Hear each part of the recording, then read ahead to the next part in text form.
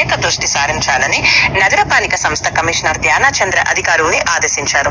మంగళవారం ఉదయం క్షేత్రస్థాయి పర్యటనలో భాగంగా బందర్ రోడ్డులోని దన్నమూడి రాజగోపాలరావు ఇండోర్ స్టేడియాన్ని సందర్శించిన కమిషనర్ జిమ్, ఇండోర్ క్రీడా విభాగాలు, బ్యాడ్మింటన్ కోర్టులు, స్కేటింగ్ రింక్, వాష్రూములు తదితర సౌకర్యాలను క్షుణ్ణంగా పరిశీలించారు.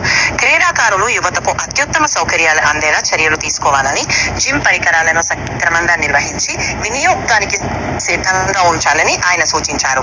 బ్యాడ్మింటన్ కోర్టులు, స్కేటింగ్ రింక్ అంతర్జాతీయ ప్రమాణాలకు అనుగుణంగా ఉండేలా పరిశుభ్రంగా, సురక్షితంగా నిర్వహించాలని, వాష్రూమ్ల పరిశుభ్రతకు అత్యంత ప్రాధాన్యమివ్వాలని కమిషనర్ స్పష్టం చేశారు.